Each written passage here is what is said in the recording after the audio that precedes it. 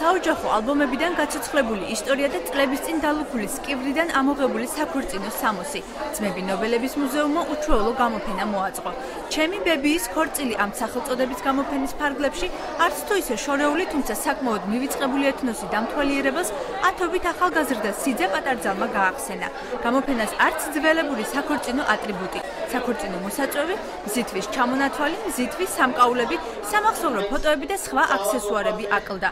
შთამომავლები შეეცადნენ წინაპრების ქორწილს არც სუფრის გარეშე ჩაევლო და ეგრეთ წოდებული პალატკაც გაშალეს.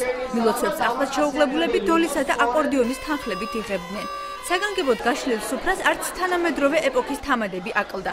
გამოფენაში მონაწილე პატარძლები და სიძეები საქართველოს ყველა კუთხისათვის დამახასიათებელი საქორწინო სამოსით იყვნენ წარმოდგენილნი. ორგანიზატორები წინაპრების ნაქონის საქორწინო სამოსის ძიებას კვლავ განაგრძობენ და პირობას დებენ, რომ მომავალი წლისათვის გამოფენა ჩემი ბებიის ქორწილი გაცილებით მრავალფეროვანი იქნება. იყო ყველანაირად განსხვავებული და თანამედროვეობასთან სულ სხვანაირ კავშირში არ არის არანაირად თანამედროვე. იყო აი ძველი ტრადიციების სულ სხვანაირია და მართლა დღევანდელი ტრადიციები იყო ცეკვებით რაღაც რეპეტიციები და პირადად მე მოხარული ვარ იმის რომ მომიწია ამ კონკურსში მონაწილეობა და ერთგვარი რო ვთქვათ რეპეტიციის სახით ჩემთვის ესეთი მნიშვნელოვანი დღე.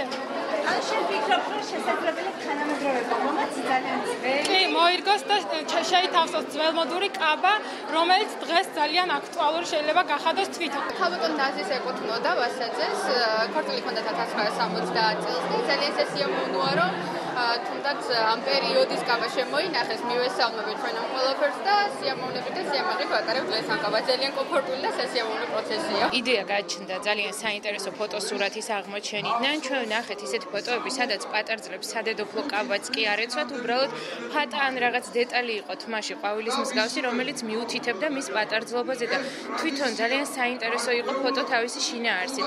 შემდეგ აღმოვაჩინეთ რამდენიმე საინტერესო კაბა და დაგვებადა იდეა, ხომ არ გაგვაცოცხლებინა ნობელის მუზეუმში ერთი ბედნიერი დღე, ჩემი ბებიის ქორწილი და თვითონ ამ პატარძლებს შთამომავლებს წარმოეჩინეთ ეს სადედოფლო კაბები. ძალიან დიდი მადლობა მთელ საქართველოს, იმიტომ რომ ერთი თვის განმავლობაში დაუღალავად მთელი კოლექტივი შრომობდით და შედეგიც სახეზეა.